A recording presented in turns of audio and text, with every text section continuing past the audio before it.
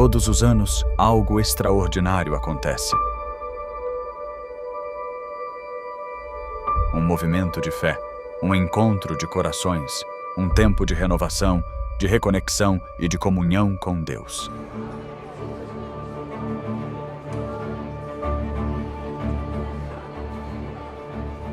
Essa é a Campal Terceiro Anjo. Mais do que um evento, é um chamado divino que une famílias, amigos e irmãos de fé de todo o país.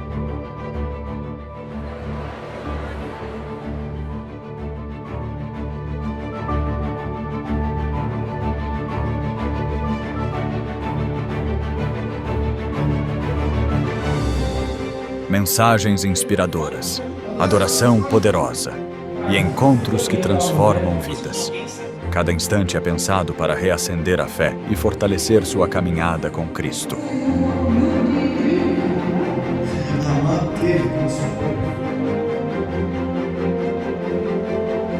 Dos mais experientes aos pequeninos, todos têm seu espaço.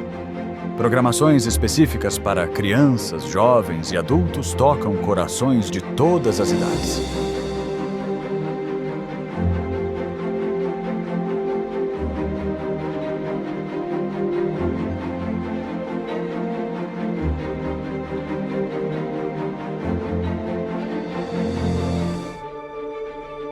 Conexão, comunhão, compromisso. Seja sua primeira vez ou sua terceira, a Campal Terceiro Anjo te recebe de braços abertos.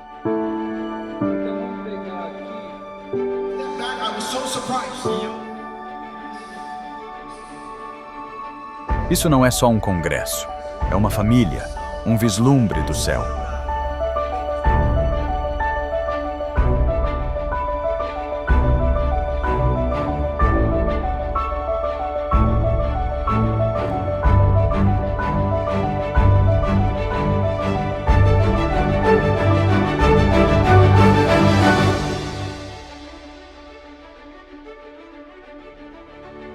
A Campal Terceiro Anjo 2026 já está sendo preparada.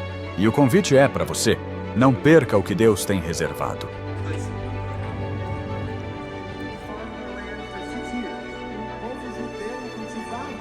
A cada ano damos um passo a mais perto do propósito, mais perto uns dos outros, mais perto do céu.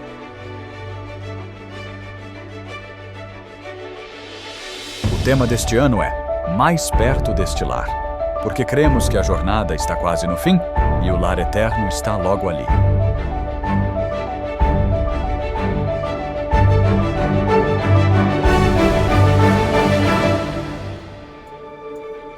Campal Terceiro Anjo 2026. Mais perto deste lar.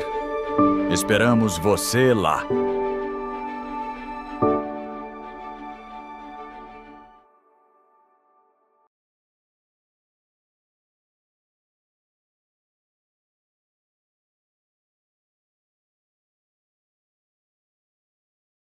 Ele então veio à minha casa e estudamos a noite toda. Durante toda a noite estudamos o livro de Daniel, do começo ao fim, incluindo o capítulo 7, o que me deixou de boca aberta. E, portanto, isso explicava como o poder do chifre pequeno mudou os tempos e as leis. E havia provas de que ele havia feito essa alteração. Algumas declarações deles estavam ali no próprio folheto. Agora, eu não sabia se isso era uma verdade histórica ou se era conjectura ou mesmo mitologia, seja lá o que fosse. Então eu disse para o marceneiro, tá, me deixe pensar mais sobre isso. Aí ele foi embora, e então eu fui para a biblioteca da universidade. Na verdade, eu jogava squash com um dos meus colegas na universidade, que por acaso era do departamento de teologia. Nunca falamos sobre religião, apenas jogávamos juntos. Aí eu perguntei a ele e ele disse que não tinha a mínima ideia dessas coisas. Mas ele me incentivou a usar a biblioteca de teologia, e eu o fiz. Passei algum tempo, nos meus períodos livres, vasculhando a biblioteca de teologia, pesquisando a história da igreja e tudo mais.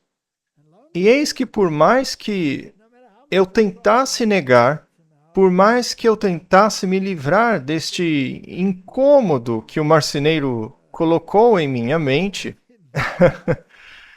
eu simplesmente não consegui. Eu encontrava cada vez mais evidências de que o que ele havia dito era verdade.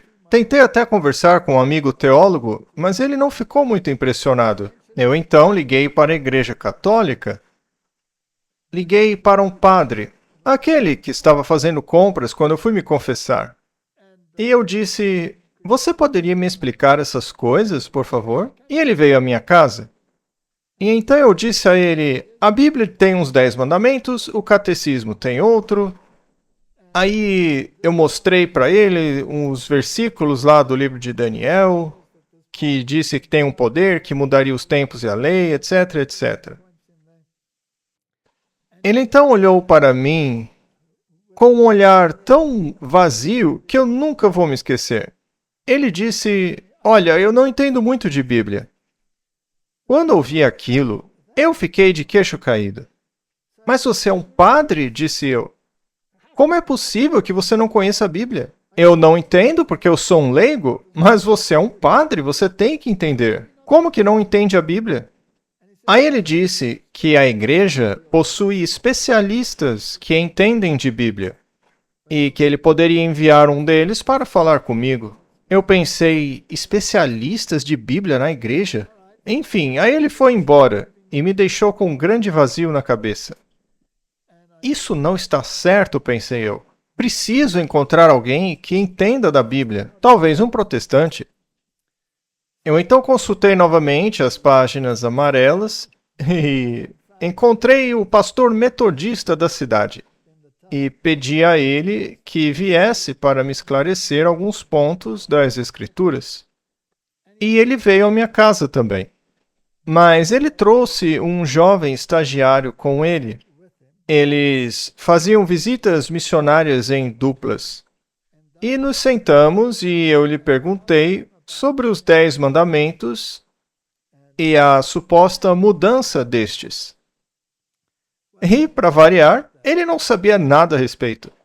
Depois perguntei qual a opinião dele sobre o anticristo, e ele disse que o anticristo foi Antíoco Epifânio IV, um rei grego que havia profanado o templo por aproximadamente 3 anos e meio. Mas eu estava preparado para isso, porque eu havia estudado o livro de Daniel, capítulo 7, que me mostrou que não dava para ser um rei grego, porque o poder do anticristo, esse poder que mudaria os tempos e a lei, surgiria do quarto império, que era o romano. Quanto mais eu estudava a Bíblia, mais agitado eu ficava. Mas ele insistia que foi o tal rei grego. "Mas não pode", disse eu, "o anticristo vem de Roma." E o estagiário que estava com ele estava totalmente confuso. Ele olhava para mim e para o pastor, para mim e para o pastor. E por fim, o pastor metodista levantou de sua cadeira e literalmente tapou com suas mãos os ouvidos do jovem que estava com ele. Então conduziu para a porta e os dois foram embora da minha casa. E isso deixou outro grande vazio em minha mente. E agora? Bom, o mundo protestante provou-se incapaz de explicar essas coisas. Já o católico também era incapaz de explicar essas coisas. Eu então convidei o marceneiro de volta. E passamos alguns dias estudando novamente Daniel e Apocalipse. E finalmente chegamos à questão do 4º mandamento. E isso foi um grande problema para mim, porque em 6 dias o Senhor fez os céus, a terra, o mar e tudo que neles há. Ele descansou no 7º dia e, portanto, ele ordenou que o santificasse o 7º dia da semana. Eu disse para o marceneiro: "Isso é uma loucura, isso não faz sentido." É óbvio que o mundo não foi criado em 6 dias. O mundo tem milhões e milhões de anos. O processo evolutivo levou milhões de anos. Não existe nada de criação em 6 dias.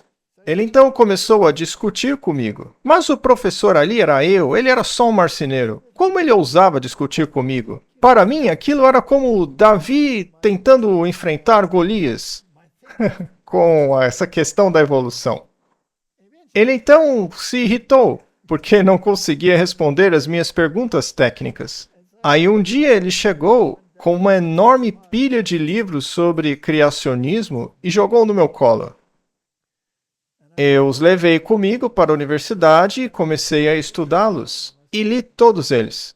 Eu sou um leitor ávido, e eu concluí que nunca havia lido tanta bobagem em toda a minha vida. Eu então disse ao marceneiro que os livros dele eram um monte de lixo. A resposta dele foi me trazer outra pilha de livros. E, após analisá-los, concluí novamente que era um monte de lixo, porque aquilo não entrava na minha cabeça evolucionista. Ele então se irritou e disse: sabe de uma coisa? Eu não tenho problema com a evolução. Você tem um problema com a evolução. Por que eu deveria resolvê-lo? Você resolva isso. Isso me desanimou completamente. Eu não soube responder àquilo. Então, lá fui eu, para o meu escritório. Peguei todos os livros sobre evolucionismo que eu tinha em minha prateleira e comecei a comparar com o que estava escrito nos livros dele. E eu então cheguei a um impasse. Eu não conseguia prosseguir e pensei, vou à biblioteca para ver se tem alguma coisa nova por lá, que talvez possa esclarecer um pouco essa questão. Eu fui à biblioteca de zoologia da nossa universidade, que era um verdadeiro bastião da evolução, muito bem abastecido de material. E eu encontrei um livro sobre paleontologia que despertou o meu interesse. Eu peguei da prateleira, o aluguei e desci o corredor para o meu escritório quando um colega me parou. Isso é incrível, porque ele estava passando pelo corredor e me viu com aquele livro na mão. E me disse, você sabe que tem uma nova edição desse livro, né? E eu nem sei como ele viu o livro na minha mão. Qual edição era o livro? Como ele sabia que livro eu estava segurando? Mas ele disse, há uma nova edição desse livro. Ainda está embalado na caixa, lá atrás. Ora, como ele sabia disso? Ele não era o bibliotecário? Aí eu disse, onde está? Logo ali atrás, empilhado. Eu então voltei à biblioteca e encontrei a caixa de livros da qual ele estava falando. E, para minha surpresa, lá estava a nova edição do livro. Aí eu pensei, tá, o que eu vou fazer? Aí eu decidi pegar os 2 livros e os levei para o meu escritório para estudá-los. Agora eu tinha 2 edições do mesmo livro, uma antiga e uma nova. E, por alguma estranha razão, eu os li paralelamente. Sabe como no computador, quando você abre 2 janelas lado a lado? E comecei a ir página por página, abrindo os livros e lendo a mesma página em ambos. E o que me surpreendeu foi que o antigo era honesto e o novo não era.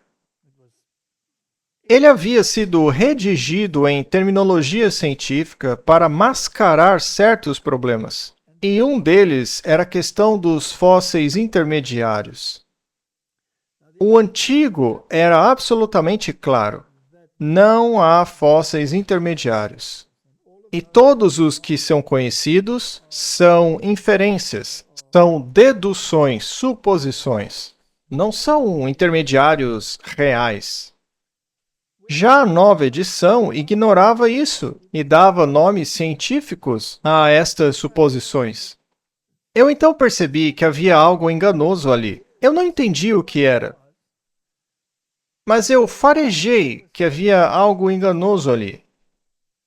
E, inadvertidamente, sem querer, eu fiz uma oração a Deus. Eu pensei, meu Deus, se houver mesmo algo errado aqui, e talvez haja, se houver algo errado aqui, talvez Deus exista, e Ele pode me mostrar o problema. Essa oração foi muito perigosa. Mas, depois de tanto refletir sobre o assunto, eu acabei esquecendo dele, Porque eu tinha outras coisas para fazer. Não dava para eu só pensar naquilo, eu tinha que dar aulas, corrigir provas, etc. Era tanta coisa para fazer que eu não podia focar só naquilo. E eu também me preparava para dar um curso de genética aos estudantes de medicina, sobre genética do desenvolvimento, especificamente. Eu estava preparando esse curso sobre genética. E enquanto preparava este curso, certas ideias surgiram em minha mente que me deixaram absolutamente estupefato.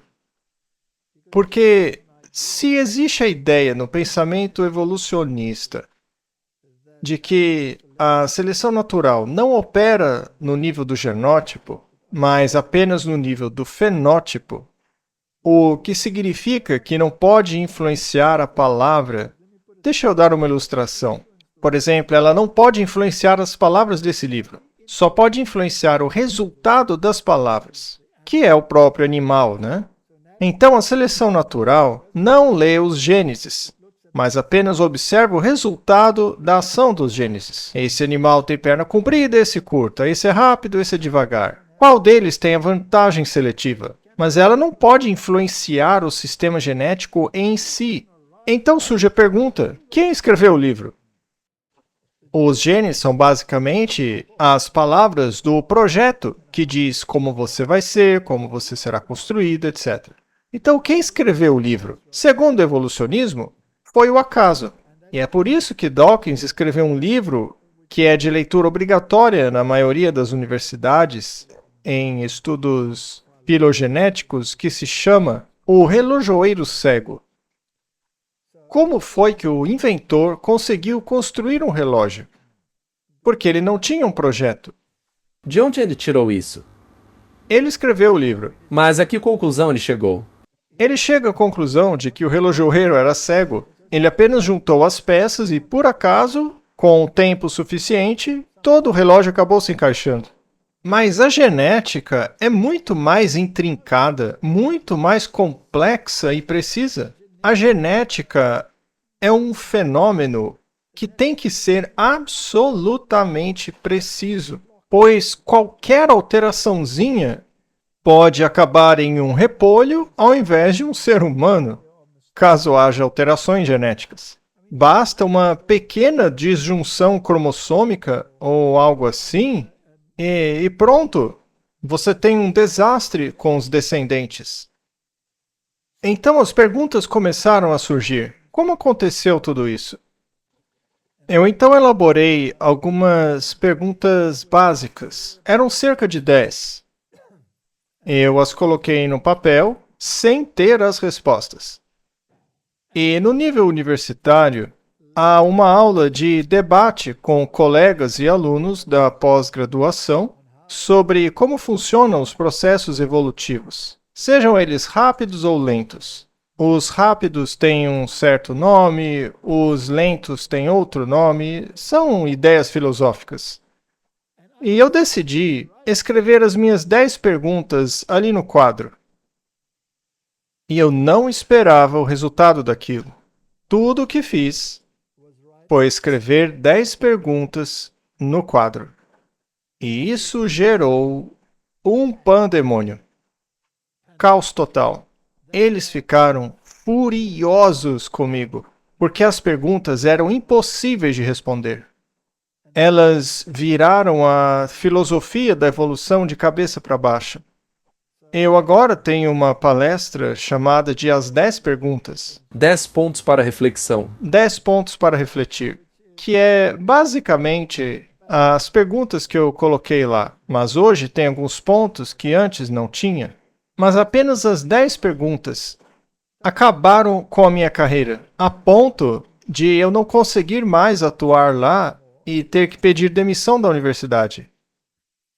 Martin, por favor, me envie o link para esta palestra das 10 perguntas.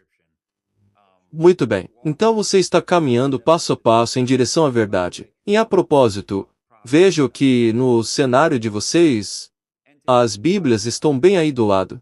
Sim. Isso resume perfeitamente o seu testemunho. o seu ministério já há décadas. Passa o recado de que a Bíblia é central, é fundamental. Eu vejo isso como uma visão artística de uma vida que está centralizada na Bíblia. Mas enquanto você estava caminhando na direção da verdade, você ainda estava livre das manifestações demoníacas? O exorcismo católico ainda estava funcionando? Qual foi a reviravolta na história? E depois também quero voltar à sua universidade, porque agora todo mundo está bravo com você. Mas antes, comece pela caminhada espiritual e como você foi protegido do inimigo. Boa observação. Fico feliz que você me trouxe de volta no ponto, porque eu já havia me desviado um pouco. Muito bem. O exorcismo católico se manteve eficaz até aquele momento. Assim que comecei a consultar este livro e a perceber que as primeiras palavras deste livro, que dizem no início Deus, e aí segue com o relato da criação em 6 dias, quando percebi que talvez fosse um fato e não um mito, isso causou em mim uma mudança enorme de mentalidade. E não é uma coisa que acontece de uma hora para outra, porque há muita coisa para se racionalizar e pensar, ponderar, reorganizar, enfim. Portanto, foi um processo lento e doloroso. Mas à medida que eu me envolvia no estudo da Bíblia, as manifestações voltaram com tudo, com uma força que você nem imagina. O mesmo tipo de eventos catastróficos que aconteciam antes. Foi um verdadeiro pandemônio. Os estrangulamentos noturnos voltaram, os gritos, doenças, tudo voltou com muita mais força. Mas e agora? A quem recorrer? E o interessante é que eu estava refletindo sobre tudo isso, depois de ter estudado bastante. Nesse ponto, eu já sabia, por exemplo, que os mortos não sabem de nada, eles estão dormindo. Isso tem a ver com o que conversamos a respeito do inferno no início. Pois o meu pai e minha mãe já tinham falecido, então era muito reconfortante para mim saber que eles não estavam cientes da confusão que estava a minha vida. Eles estavam dormindo em paz, aguardando a ressurreição.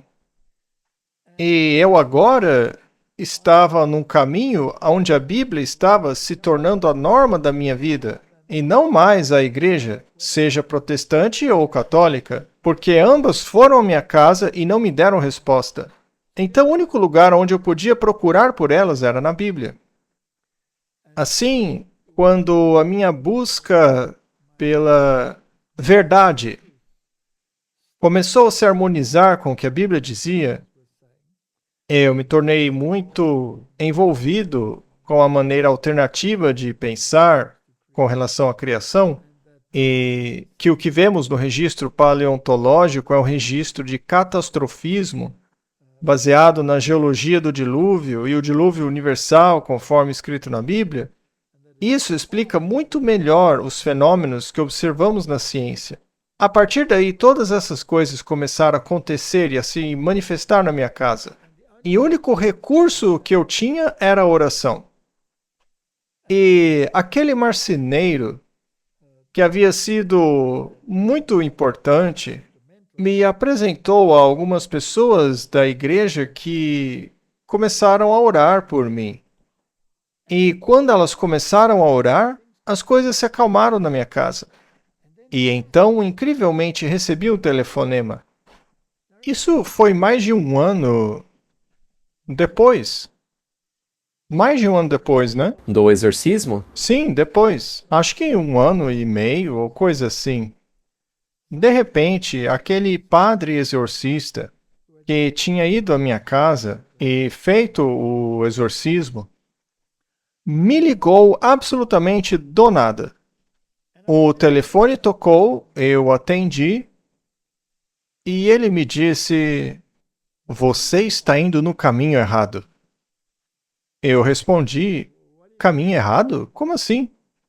Ele disse: "Você está se envolvendo com coisas que não deveria." Tem que voltar para a Igreja Católica agora? Eu perguntei, como você sabe que eu não estou mais na Igreja Católica? Afinal, ele era de uma cidade totalmente diferente. E ele então disse, as freiras me disseram. Eu respondi, desculpe, mas como que as freiras sabem? Elas vivem em um mosteiro em outra cidade? Aquelas freiras não saem para o mundo exterior. Elas ficam dentro do convento. Bem, elas disseram a ele tudo o que eu estava fazendo. Como elas sabem disso? Eu perguntei. E ele respondeu, o seu pai disse a elas. De repente, algo clicou na minha mente. E eu disse, desculpe, mas como que o meu pai disse a elas? Ora, porque elas se comunicam com o seu pai. Seu pai está no purgatório, sofrendo por sua causa. Nesse ponto, eu já havia estudado a doutrina do inferno, purgatório, etc. Já sabia que essas doutrinas não têm nada a ver com o que está escrito na Bíblia. Eu então juntei as peças e entendi que aquelas freiras estavam praticando sessões espíritas. Estavam recebendo informações do mundo espiritual, mas não falavam com falecidos, e sim por demônios se passando por mortos. E eles contaram a elas essas coisas, exatamente como na primeira vez, antes dele vir à minha casa. Naquela ocasião, ele também me disse tudo o que estava acontecendo na minha vida, sem eu ter contado a ele. Aquilo na época me impressionou tanto que eu acabei voltando ao catolicismo, mas não passa de espiritismo. Essas pessoas conversam com demônios. E eu já não seria mais enganado, porque eu tinha conhecido a verdade. E naquele ponto eu já havia entendido o suficiente para saber que o sistema religioso dele era uma grande mentira. Agora, o triste é que nem mesmo eles sabem que vivem uma mentira. Eles não sabem. Você acabou de dar uma importante sugestão ou possibilidade para as pessoas. Eu não sei quanto a você, Scott, mas nós lidamos com muitas pessoas que enfrentam essas situações demoníacas e tudo mais. E você mencionou que a oração é uma das ferramentas mais poderosas. Sabe, Scott, quando eu me dei conta da profundidade desse labirinto e de que a base desse sistema está a primeira mentira ali no Éden. Certamente não morrerás. Vocês serão como Deus. Vocês definirão as suas próprias regras quanto ao certo e errado. Vocês distinguirão entre o bem e o mal. Não precisam de Deus para isso. Agora, todo o conceito de lei explica o plano da salvação. Pois foi por causa da transgressão da lei e de sua pena, que é a morte, que Cristo veio para pagar essa pena em nosso lugar. Portanto, todo o plano de salvação está envolvido nisso. Mas a Igreja Católica nega a expiação. A Igreja Católica afirma que Cristo nunca pagou o preço pelos nossos pecados. Nós ainda temos que pagá-lo, e é por isso que vamos para o purgatório. O purgatório é a prova de que eles não acreditam na expiação de Cristo. Sim, acreditam no sacrifício dele. Acreditam que Jesus morreu por ser obediente a Deus até a morte, mas não que morreu para pagar pecados. Para eles, você ainda tem que pagar pelos seus pecados no purgatório. Além disso, você seria imortal, o que faz de você um Deus. Neste caso, o Filho de Deus se tornou homem para que nós pudéssemos nos tornar Deus. Eles afirmam isso textualmente no catecismo. Então, toda aquela gama de conceitos falsos sobre Deus simplesmente explodiu na minha mente. E eu ainda tive aquela outra experiência com aquele pastor protestante que havia se esquecido de todos os ensinamentos da Reforma Protestante.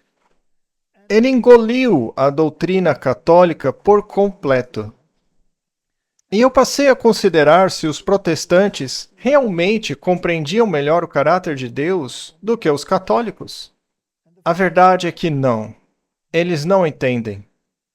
Porque eles inventaram outras doutrinas, como a predestinação, que basicamente é a doutrina dos saduceus, de que somos uma nação escolhida com base na genealogia. E assim, Deus tem certas pessoas predestinadas a ir para o céu e outras não, que estão predestinadas a irem para o inferno por toda a eternidade, sem dar a elas qualquer escolha quanto a isso. Isso é uma depravação completa. Isso é calvinismo. Eu então pensei, Wesley tinha razão. Wesley dizia que essa doutrina faz de Deus um monstro, já que ela não é melhor do que a doutrina da punição eterna do sistema romano católico. É exatamente a mesma coisa. Na verdade, é pior porque Deus nem sequer lhe dá a oportunidade de tomar uma decisão. Portanto, eu achei interessante que aqueles senhores do vídeo que você mencionou logo no início, Scott, disseram que estavam lidando com o caráter de Deus. E eles de fato perguntaram se a igreja realmente fez um bom trabalho em retratar o caráter de Deus. Então eu chego à conclusão, Scott, de que a igreja fez um trabalho péssimo em retratar o caráter de Deus. Sim, eles falam do amor de Jesus, mas acrescentam a isso o inferno eterno. Acrescentam a isso a predestinação. Há uma parcela muito grande de seu pensamento.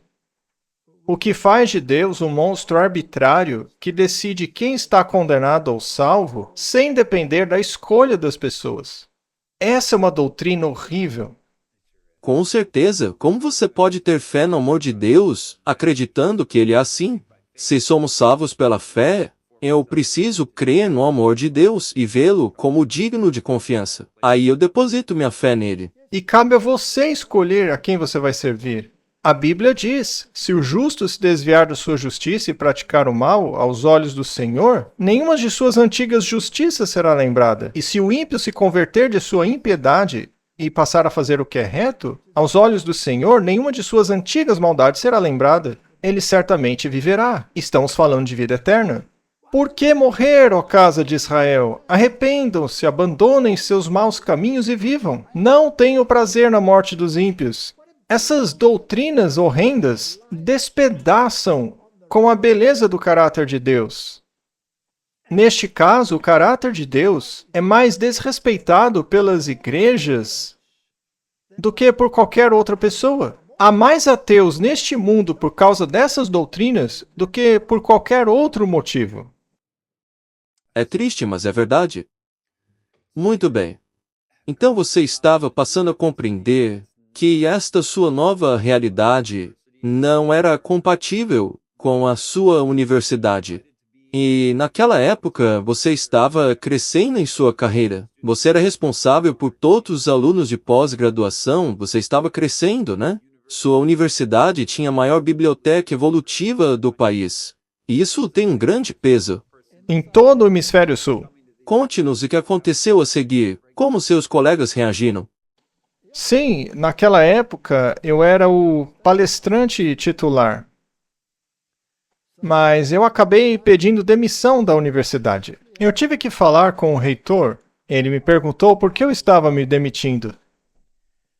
Ele era um reitor substituto naquela época. E eu disse: eu não consigo mais conciliar o ensino da teoria da evolução com a minha consciência. Ele então me pediu, basicamente, que eu ignorasse minha consciência. Pediu que eu ensinasse a evolução, ainda que não cresce nela. Eu não posso fazer isso, disse eu. Ele então me desejou tudo de bom para o meu futuro e fui embora. Eu achei que minha carreira tinha ido por água abaixo. Veja, em termos acadêmicos, eu era uma estrela em ascensão, eu era um jovem acadêmico. Eu já era um professor titular nessa idade. E essas vagas são muito escassas. há apenas uma ou duas em cada departamento. Você tem que esperar até que alguém morra para conseguir o lugar dele. Assim, eu pensei que a minha carreira universitária havia acabado. Eu então passei a me dedicar à agricultura por 9 meses, pois, como um zoólogo, eu tinha afinidade em trabalhar com gado e animais desse tipo. Então, eu fiz uma parceria com alguns sócios e começamos um negócio de pecuária leiteira. E eu aprendi rapidamente como é difícil uma sociedade. Mas eu vou deixar essa história de fora. Mas em 9 meses nós estávamos praticamente falidos. E um dos motivos da falência não teve nada a ver com os meus sócios, mas com a política governamental. Pois o nosso governo era o pária do mundo na época, por causa do apartheid. E assim, como nação, fomos submetidos a sanções internacionais, o que significava que o valor da nossa moeda despencou e as taxas de juros dispararam. Assim, o que começou como um empréstimo de 5% para uma empresa acabou se tornando um empréstimo de 36%. E nenhuma fazenda era mais capaz de gerar renda. Então, muitos agricultores e indústrias faliram completamente, inclusive eu. E enquanto eu me perguntava como iria alimentar minha família nessa situação deplorável, porque tudo havia dado errado, um dia minha esposa e eu nos ajoelhamos. E também havíamos percebido que estávamos fazendo muitas coisas erradas. A alimentação da família era errada, nós líamos livros errados, mas a coisa mais surpreendente que descobrimos e que mudou a minha vida de cabeça para baixo foi um livro que minha esposa leu chamado Conselhos sobre Regime Alimentar. Eu não sei se me alegro ou lamento o dia em que nós lemos esse livro, mas eu estou brincando, esse livro mudou nossas vidas. E ao mesmo tempo eu estava lendo um livro chamado Desejado de Todas as Nações. E lá estávamos nós, na miséria, com toda uma nova perspectiva do que era certo e errado, também do que é saudável e do que não é, sem emprego, sem dinheiro. Então, minha esposa e eu colocamos nossos pensamentos em um pedaço de papel dizendo: Senhor Deus, existem essas promessas em Sua palavra. E no momento em que estamos, precisamos que o Senhor cumpra algumas dessas promessas. O Senhor prometeu que cuidaria das nossas necessidades, e atualmente elas são bastante urgentes. E naquele mesmo dia, depois da oração, na verdade, na manhã seguinte, fizemos a oração à noite, colocamos a carta no chão, nos ajoelhamos e oramos, e na manhã seguinte, bem cedo, recebi um telefonema de outra universidade. Um professor de lá havia adoecido e eles precisavam de um substituto urgente. E ele não conseguia pensar em outra pessoa no momento que pudesse dar as aulas que eu ensinava, porque eram de natureza fisiológica. E aí ele me perguntou se eu estava preparado para assumir aquelas turmas tão rapidamente assim. Eu então perguntei a ele: você já ficou sabendo das mudanças em minha vida, certo? Ele disse: sim, eu sei. Eu respondi: então você sabe que eu me tornei um pária na comunidade científica por não acreditar mais na evolução, certo? E ele disse: sim, mas eu preciso de um neurofisiologista. Eu então fiquei feliz e respondi: tudo bem. E ele respondeu: ok, vou cuidar da papelada, eu te ligo mais tarde. Então ele me ligou de volta naquele dia e disse: bem, tudo bem para você começar na segunda? Eu disse: o quê? Segunda-feira? O telefonema foi na sexta. Isso criou um problema ainda maior, porque eu tinha uma fazenda leiteira agora. E as vacas não esperam para ser ordenhadas, né? Quem vai cuidar delas? Assim, surgiu outro problema. Eu disse: olha, eu já ligo para você, tá? Nós então lutamos com Deus e dissemos, Senhor, temos um grande problema agora, porque só temos 2 dias e na segunda eu já tenho que estar na universidade. E a questão agora, quem é que vai cuidar da fazenda? Havíamos acabado de dizer isso quando alguém bateu a nossa porta. Abrimos a porta e lá estava um jovem casal. Eu não conhecia esse casal. Eles haviam vindo de um outro país, do Zimbábue. E o Zimbábue estava passando por um período de turbulência naquela época. Esse casal guardava o sábado. Eles trabalhavam em uma fazenda leiteira também. E eles não queriam realizar o trabalho exigido na fazenda no dia de sábado. Assim, eles foram expulsos da fazenda em que trabalhavam por causa do sábado. E disseram que precisavam de um lugar para ficar. E que trabalhariam de graça se conseguissem um lugar para ficar. Então eu perguntei a eles, vocês gostariam de administrar nossa fazenda leiteira? A fazenda dá um pouco de dinheiro.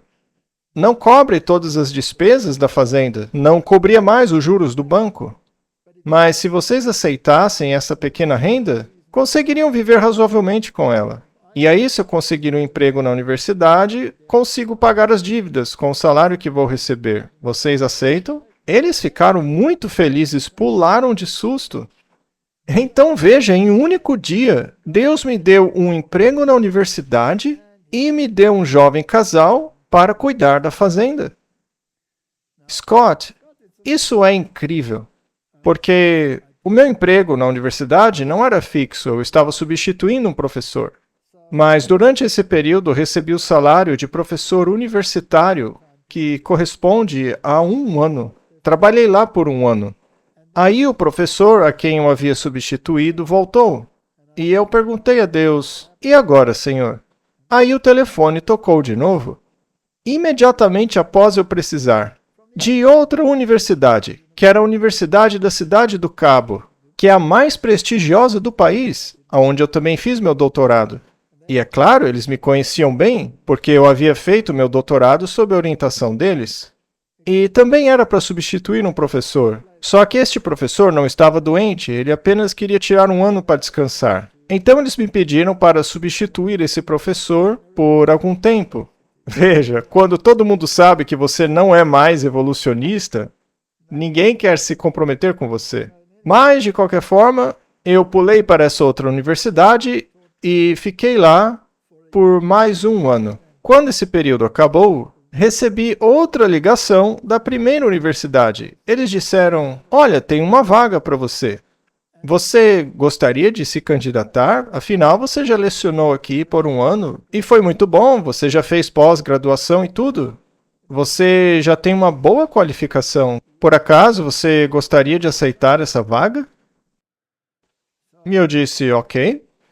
Afinal, eu não tinha outras escolhas, né? Se você quer me oferecer esse emprego, muito bem. Beleza, o emprego é seu, disse ele. Ótimo, obrigado. Mas 2 dias depois, ele me ligou e disse, olha, aconteceu um negócio, você não pode mais ficar com aquela vaga, tá? Eu respondi, tá bom, mas o que aconteceu?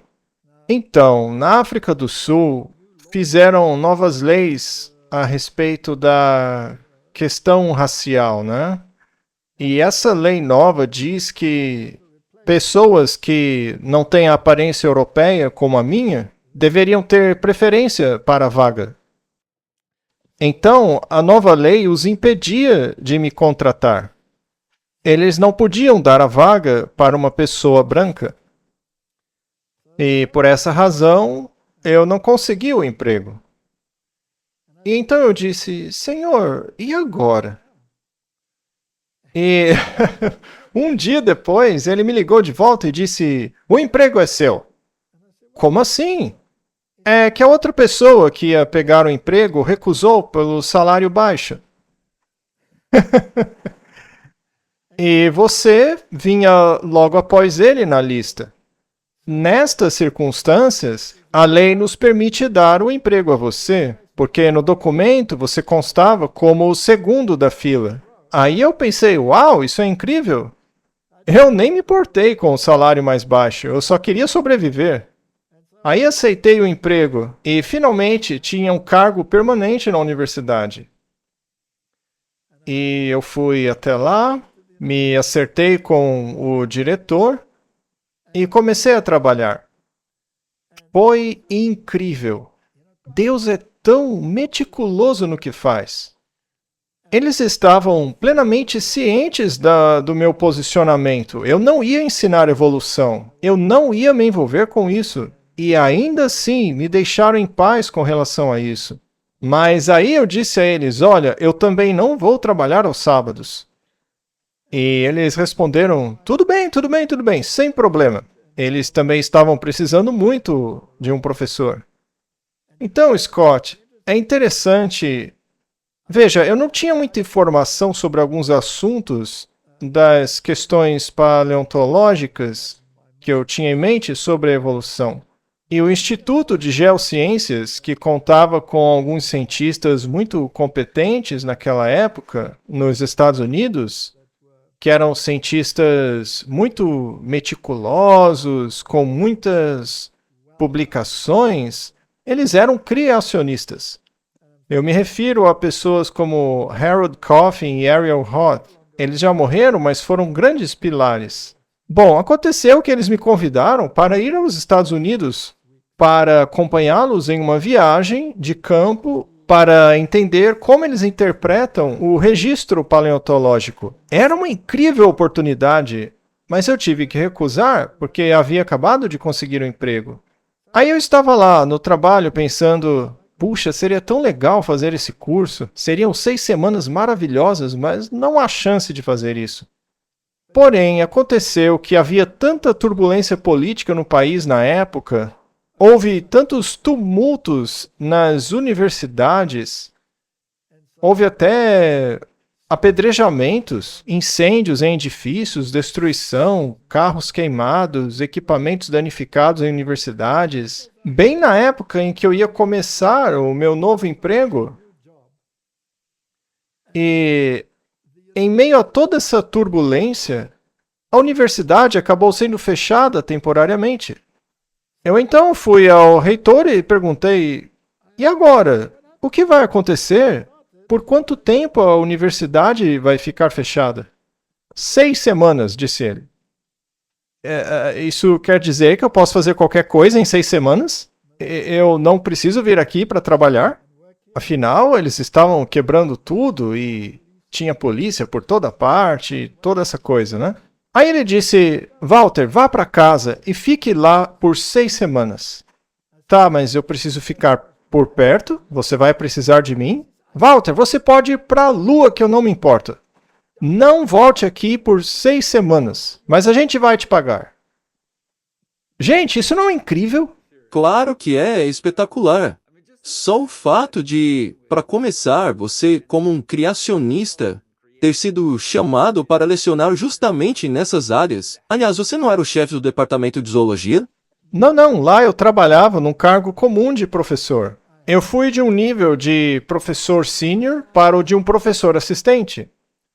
Mas durante 6 semanas eu frequentei o Instituto de Geociências e participei de excursões com Ariel Roth e Harold Coffin. E isso ampliou muito meu pensamento e compreensão, e acabei elaborando uma série completa sobre evolução. Eu não apresentei o projeto na universidade, mas os alunos se interessaram e perguntavam a respeito por horas após o expediente. E apenas isso já havia causado muita consternação. Bom, eles sabiam que eu era criacionista, mas como professor, eu estava acostumado a trabalhar com alunos de pós-graduação. Imediatamente, muitos alunos se interessaram pelo que eu estava ensinando. Então, eu tinha uma série de alunos de pós-graduação que iniciou um programa de pesquisa na universidade que foi um sucesso estrondoso.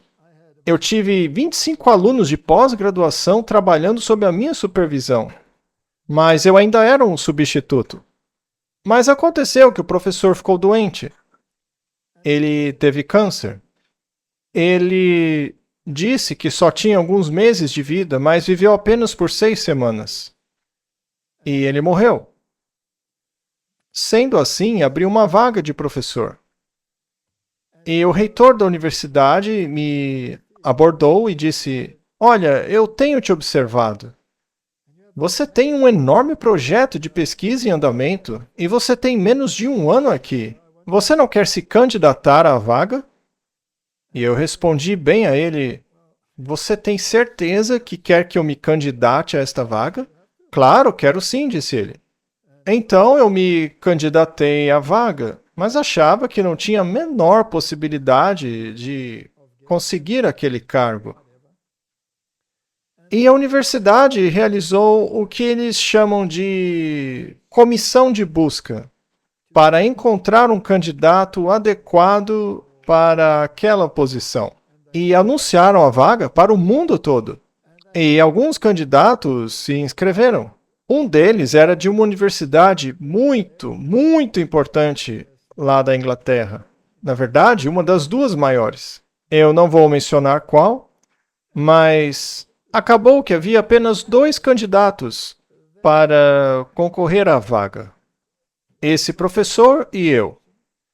E tendo em vista meu histórico de publicações, meu programa de pesquisa de pós-graduação, eu e este outro professor que concorria à vaga, que veio de uma grande universidade no Reino Unido, estávamos disputando-a voto a voto. E aconteceu que a comissão não se decidia sobre quem contratar. A comissão disse: esse Walter, ele começou esse programa de pesquisa com praticamente nada. Precisamos desse tipo de proatividade em nossa universidade. Vamos contratá-lo. Mas outros disseram: não, mas a outra universidade é muito prestigiosa. Esse professor vai trazer boa reputação para nós. Além disso, esse tal de Walter é polêmico. Ele não acredita na evolução, ele é muito controverso. Vai nos causar problemas. Aí alguém se levantou e disse: sabe de uma coisa? É uma situação difícil, estamos em meio à turbulência política e somos conhecidos por nossa oposição, nosso ponto de vista que normalmente contraria a opinião pública. Eu acho que é disso que precisamos, de polêmica. Sendo assim, muitos votaram em mim e outros votaram no outro. Sendo assim, eles acabaram contratando os 2. Eles decidiram separar a vaga em 2 e nomear nós 2. Resumindo, no fim das contas, o outro nem veio. Assim, eu me tornei o único professor. Então, apenas um ano depois de ser rebaixado a professor assistente, eu dei um salto e acabei ocupando os cargos superiores e tornei-me chefe do departamento. E trabalhei assim por 15 anos como único professor de uma universidade secular que não era evolucionista. Isso é realmente incrível. Essas coisas só acontecem pela mão milagrosa de Deus. E conte sobre os outros milagres que aconteceram em meio a esse período turbulento. Você havia se demitido, ainda não tinha conseguido o cargo de professor. Como o Senhor proveu a você e sua família durante essa fase difícil? Basicamente, todo o meu salário foi para pagar as dívidas por causa do meu empreendimento agrícola. Tive parcerias, sociedades que afundaram, como qualquer outra sociedade. Eles tinham uma saída, mas eu não tinha nenhuma, porque havia herdado alguns empréstimos. E assim paguei também os empréstimos de outras pessoas. Foi um período difícil. Mas eu paguei esses empréstimos durante 15 anos, até finalmente me livrei de todos eles, e Deus me tirou dessa situação.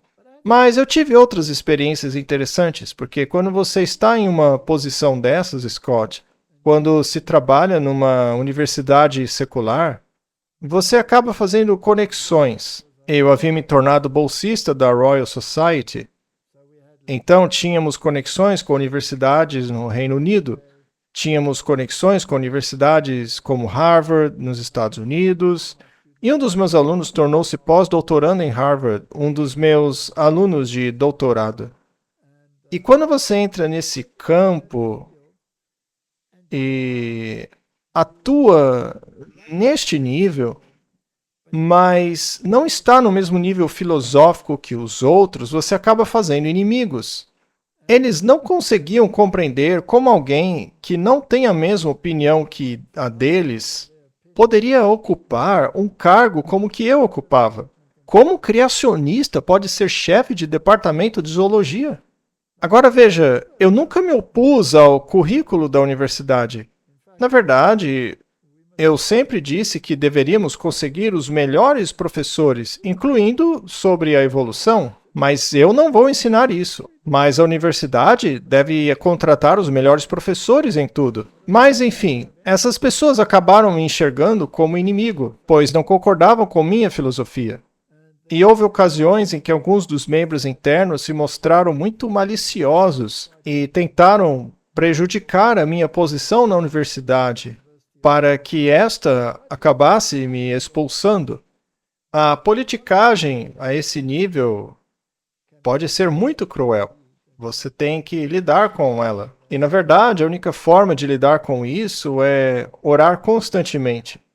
Então, em um certo momento, acabou que uma pessoa da universidade ficou tão revoltada que criou uma comissão de inquérito para apurar se alguém com uma filosofia como a minha tinha a competência necessária para chefiar tal departamento.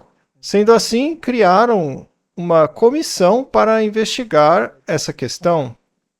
E o meu principal acusador era um jovem muito determinado e altamente instruído. Ele tinha um excelente desempenho acadêmico. Curiosamente, ele trabalhava no meu departamento. Eu era o chefe dele e ele não gostava disso.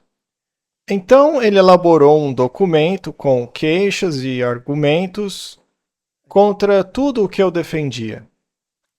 E pessoas de todas as partes do país vieram a esta comissão para investigar o meu caso. Eu me sentei em meu escritório e disse a Deus: Senhor, tu sabes o que isso significa. O Senhor sabe que eles estão tentando me remover e expulsar-me do meu cargo. Mas seja como for, não fui eu quem começou essa guerra. Então, por favor, Senhor, cuide da situação. Eu estava então sentado em meu escritório e o dele ficava ao lado do meu. E a comissão estava reunida na sala de seminários. E eles o chamaram para dar o seu depoimento. Ele então saiu do seu escritório com o seu documento de acusação em mãos. Acusações estas que eu nem conhecia. Eu nunca tive a oportunidade de compreender quais eram as acusações dele contra mim. E ao passar na frente do meu escritório, ele estufou o peito. Ele era jovem, forte. Estufou o peito e caiu logo em seguida. Ele caiu bem no escritório da minha secretária. Por pouco não bateu a cabeça na mesa, mas ainda assim, ele caiu no chão inconsciente. Aí houve uma enorme consternação. Chamaram os médicos, que entraram correndo, tiraram-no com uma maca, o colocaram em uma ambulância e o levaram para o hospital. Então já não tinha mais acusador. Então me chamaram. Porque o documento de acusações dele havia ficado com a comissão, mas eu mesmo não tinha. Aí a comissão passou a analisá-los um por um. E, aliás, ele tinha testemunhas. Mas elas haviam sido escolhidas a dedo por ele. Então, conforme me apresentava as acusações, eu dizia: não foi bem assim, não foi assado. Mas a comissão disse: olha, as testemunhas estão te contrariando. Eu então disse: vejam bem, isso aconteceu durante uma aula. Portanto, não havia só essas duas testemunhas, toda a turma estava presente. Por que ele chamou apenas esses dois alunos? Essa é a versão deles da história. Vocês devem ouvir a turma toda, porque a acusação não é verdadeira. Eles então perguntaram: que turma é essa? Eu não sei em que classe eles estão agora. Eu posso tentar descobrir. Eu então vi que eles estavam em outro departamento. Os estudantes estavam fazendo outro curso, então devem estar lá agora. Eu então liguei para o professor daquela aula e perguntei: professor, por acaso a turma tal está com o senhor nesse momento? Ele disse: sim. Bem, tem uma comissão aqui que gostaria de falar com os alunos. Seria possível que elas pulassem sua aula para vir aqui? Ele disse, tudo bem. Então os alunos todos vieram e testemunharam exatamente o oposto. Aconteceu que a turma negou cada uma das acusações. Mas se o meu acusador tivesse ali, com as suas duas testemunhas, nada disso teria acontecido e eles teriam acreditado na versão deles. Então a comissão concluiu que aquilo tudo era uma bobagem. É tudo um monte de besteira e rasgaram o documento bem ali na nossa frente. Fim da comissão. E aí, Scott, no dia seguinte, ele estava de volta. Ninguém sabe o que aconteceu com ele. Analisaram ele da cabeça aos pés no hospital, mas não descobriram por que ele ficou inconsciente. E assim, no dia seguinte, ele estava de volta ao trabalho. E ele descobriu que todo o seu plano havia desmoronado. Sabe, eu acho espetacular como Deus pode mudar as coisas em um segundo. Eu pensei comigo mesmo, uau, isso é espetacular. E, dadas as circunstâncias, não demorou muito até que a universidade passou por reestruturações e algumas pessoas acabaram perdendo seus empregos.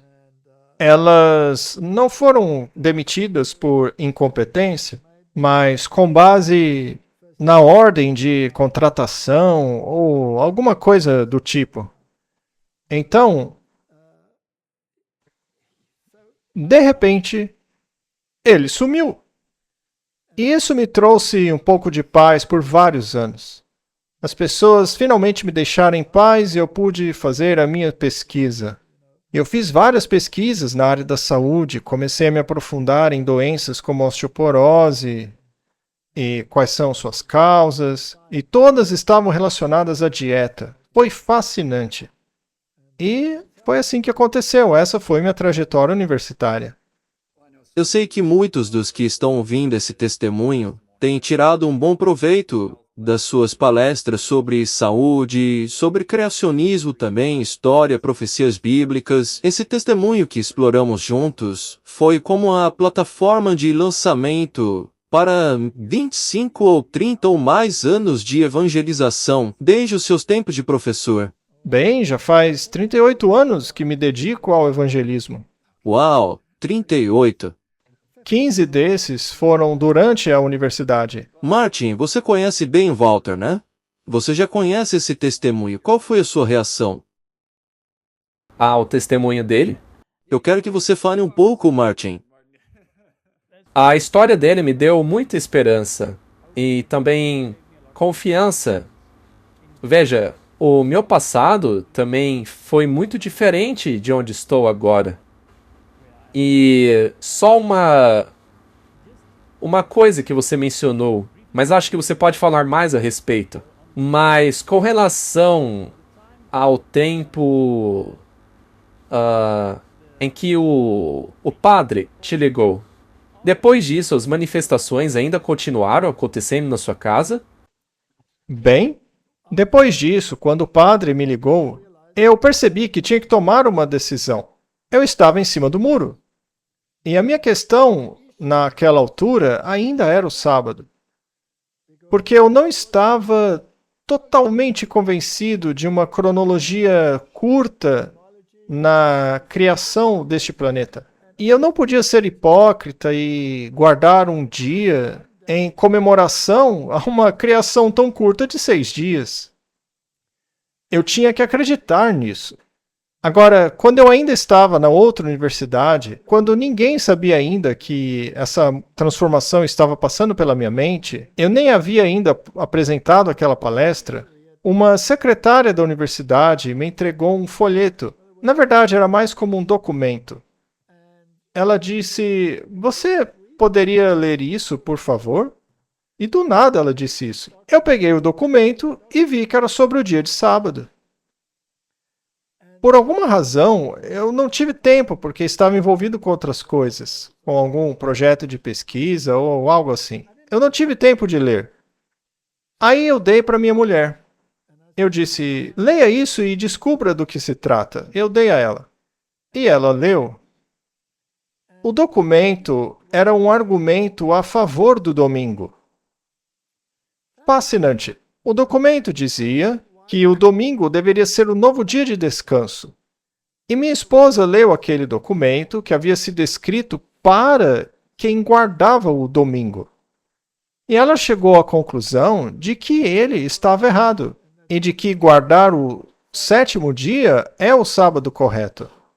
Ela viu que todo o argumento do documento era baseado no que o bispo fulano de tal dizia, mas que não citava um verso bíblico para corroborar o argumento. Por outro lado, o argumento a favor do sábado era todo corroborado pela Bíblia. Ela então me disse que agora passaria a guardar o sábado. O que me deixou perplexo, pois eu não estava preparado ainda. Ela foi adiante de mim neste assunto. Então, minha esposa, com base neste documento contra o sábado, que me foi dado do nada por uma secretária que não fazia ideia do que estava passando na minha cabeça. Ora, por que ela me daria isso? Eu acabei dando a minha esposa. Mas isso me colocou para pensar. E, finalmente, através de oração, a paz e a calma foram restaurados em minha casa. E os fenômenos sobrenaturais deixaram de acontecer. E eu percebi que agora eu tinha que passar a me envolver com aqueles que conhecem a verdade, que, segundo a Bíblia, são os que guardam os mandamentos e se apegam ao testemunho de Jesus. Assim, eu me tornei adventista do sétimo dia. E isso acabou não agradando muita gente. Na verdade, um dos meus colegas da universidade me ligou e me repreendeu duramente por essa decisão estúpida. Porque esta seita, esses adventistas, baseiam suas doutrinas no que escreveu uma certa Ellen White. Eu então perguntei à minha esposa, quem é essa Ellen White? Scott, eu era um adventista batizado. Tinham me dado estudos bíblicos. Meus estudos bíblicos foram dados por pastores adventistas, e mesmo eles nem sequer mencionaram Ellen White. Para mim isso é muito estranho. Talvez estivessem com medo da minha reação. O que diria esse cara esquisito da universidade? Ele não vai acreditar nisso? Sei lá. Mas eu nunca tinha ouvido falar de Ellen White. E por isso eu continuei comendo tudo errado, eu ainda bebia álcool, bebia vinho. Ninguém tinha me dito que essas coisas eram erradas. Eu simplesmente não sabia.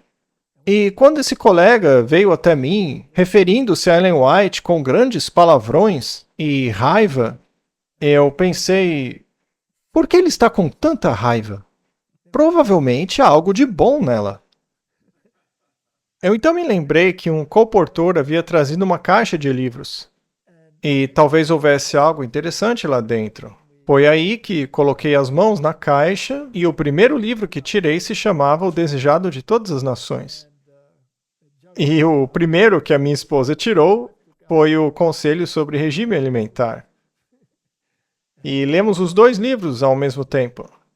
Eu estava convencido de que quem escreveu aquilo certamente era inspirado, porque cada palavra estava em harmonia com a palavra de Deus. E simplesmente fez com que a Bíblia explodisse, se tornasse relevante. E algumas das tipologias que você não tinha percebido antes, agora eram apresentadas de uma maneira incrível para mim. E conhecer esse indivíduo chamado Jesus Cristo, que antes para mim era uma figura vaga, agora se tornou real. Então, ela mudou o nosso estilo de vida.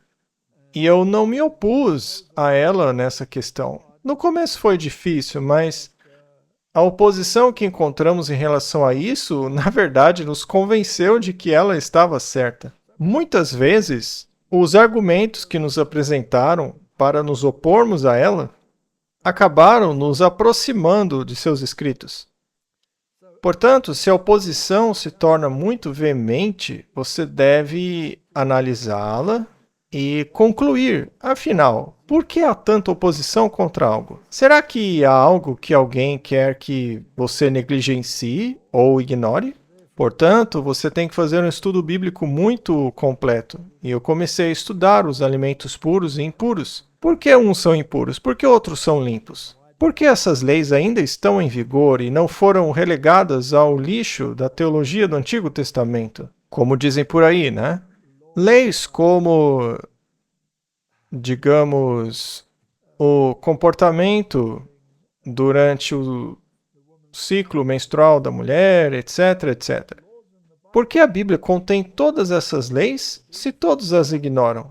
E sendo um fisiologista e trabalhando na área médica, comecei a pesquisar sobre isso e me dei conta que as pessoas que cumprem essas leis ainda hoje, como as senhoras judias ortodoxas, por exemplo, elas não têm doenças do mundo ocidental, elas não têm endometriose ou cânceres virais que o resto do mundo tem. Por que será que, se aderirem a essa norma, conforme a Bíblia, elas não pegam essas doenças? Há também aquele verso na Bíblia que diz que nenhuma das doenças dos egípcios cairiam sobre eles se eles fossem obedientes a essas leis. Então comecei a estudar esses assuntos e a incorporá-los em meus programas de pesquisa e cheguei à conclusão de que, uau, o mundo jogou fora um livro precioso, repleto de conhecimento. Na verdade, toda a abordagem higiênica moderna do mundo médico se baseia em alguém que utilizou o conceito bíblico de que, se você mexe com mortos, deve lavar a mão antes de trabalhar com alguém que esteja vivo, para que não transmita doenças. Então, comecei a olhar para a Bíblia sob uma perspectiva totalmente diferente e a perceber que era um conjunto de verdades, não necessariamente escritas em linguagem científica, mas cientificamente relevante em sua essência. Isso mudou minha vida. A verdade está nesse livro. Eu não tenho dúvidas disso. Amém. A Bíblia permanece. Na verdade, esse é o tema principal da mensagem deste testemunho. O que livrou a sua família da opressão do inimigo foi o fato de ter ido em direção à verdade, porque é Jesus quem nos protege. A verdade nos protege. Precisamos nos fundamentar na verdade bíblica enquanto buscamos essa vitória sobre o inimigo. A Bíblia é o que te deu o conhecimento das visões doutrinárias que você defende hoje, e eu posso atestar que realmente os livros de Ellen White são maravilhosos, eu posso confirmar isso. Eles realmente aprofundaram minha experiência com a Bíblia. E a propósito, o livro O Grande Conflito de Ellen White, vocês sabem quantas vezes ela usa a frase "a Bíblia e somente a Bíblia" nesse livro? É verdade. 7 vezes. Os adventistas do sétimo dia são pessoas que apoiam na Bíblia o fundamento de suas doutrinas. Assim, quando eu entrei na igreja, eu não entendia muito bem o papel de Ellen White e essa questão do dom profético na igreja remanescente. Eu estava indeciso sobre essa questão, mas concordava que nosso fundamento é a Bíblia. E isso a gente tira da própria Bíblia. Sabe, Scott, o que me surpreende é que a Bíblia diz: busquem e encontrem, peçam e lhes será dado. O problema do mundo é que as pessoas não procuram e não perguntam, não buscam. Quando eu disse a Deus: se o Senhor existe, revele-se a mim, Ele o fez. Naquele mesmo dia, eu encontrei aquele panfleto naquele mesmo dia e a minha jornada começou. Quando eu disse: se houver algo de errado nisso, mostre-me, naquele mesmo dia ele respondeu essa oração. Quando eu disse: e agora? Não tenho meios de sustentar minha família, joguei minha carreira no lixo. Naquele mesmo dia, ele atendeu aquela oração. Então eu posso voltar para trás e me perguntar: quando foi que Deus realmente interviu na minha vida? Ora, desde o início. Desde o início, desde as primeiras perguntas que fiz naquelas aulas de religião na minha escola, quando ainda era um menino de 10 anos, percebi que havia algo de errado com esse sistema religioso e como ele representava Deus. Eu não conhecia Deus, não sabia o que estava errado, mas sabia que algo estava errado, e isso me levou ao ateísmo. Entrei no mundo secular, estudei evolução, me tornei professor do evolucionismo. Meu pensamento era evolucionista. E eu ensinava esse tema em nível de pós-graduação, teoria evolutiva. E lá estava eu, sendo basicamente treinado na sabedoria dos egípcios, assim como Moisés, sem saber que um dia o tapete seria puxado debaixo dos meus pés e que me seria dito: agora vá e conte ao mundo. Ora, como você passa a pregar algo assim se não acredita que isso existe? E veja, o problema dos livros sobre criacionismo que eu li é que eles não foram escritos por cientistas, foram escritos por cristãos bem intencionados que abraçaram o criacionismo. A fé deles é louvável e muito do que disseram é verdade. Mas seus argumentos eram colocados de uma tal maneira que cientistas os considerariam inaceitáveis. Então, não havia nada de errado com esses livros, mas a questão é a apresentação. Você tem que falar a linguagem do cientista. Eu conheço a teoria da evolução. Eu conheço porque eu vivi isso. E isso me permitiu falar sobre o assunto. O mesmo aconteceu com o ocultismo. Eu estive envolvido nesse mundo. Tive experiências fora do corpo. Eu sei como que funciona. Falei pessoalmente com entidades demoníacas. Entrevistei demônios. Eu sabia como funcionava. Assim, tendo essa bagagem, não poderia eu conversar com adeptos da nova era? Não poderia eu conversar com pessoas de sociedades secretas, mesmo não sendo membro de uma? Mas eu estive nesse mundo. Eu fui convidado a participar delas. Eu lidei com pessoas que pertenciam a essas fraternidades. Eu conversei com canais. Os canais da África, por exemplo. Eu os entrevistei pessoalmente. Eles achavam que eu era um deles. Dito tudo isso, Deus não poderia usar toda essa minha bagagem para denunciar essas coisas todas? Ou seja, em tudo que eu me envolvi, seja na profecia bíblica, seja nas sociedades ocultistas, seja nas sociedades secretas, seja no evolucionismo, seja no trabalho médico missionário, com a reforma da saúde, eu estive profundamente envolvido em todas essas coisas, tanto no aspecto científico quanto espiritual. E isso me dá certa autoridade para falar sobre essas questões. Tudo bem que às vezes pessoas que não têm familiaridade com esses assuntos não gostem que eu fale deles. Sendo assim, ao longo dos anos, eu tive que bater de frente com algumas pessoas. Mas eu sei que Deus usou esse meu passado, porque essa bagagem me permitiu falar a pessoas de sociedades secretas, evolucionistas e paleontólogos que acabaram saindo desse mundo e abraçando a verdade.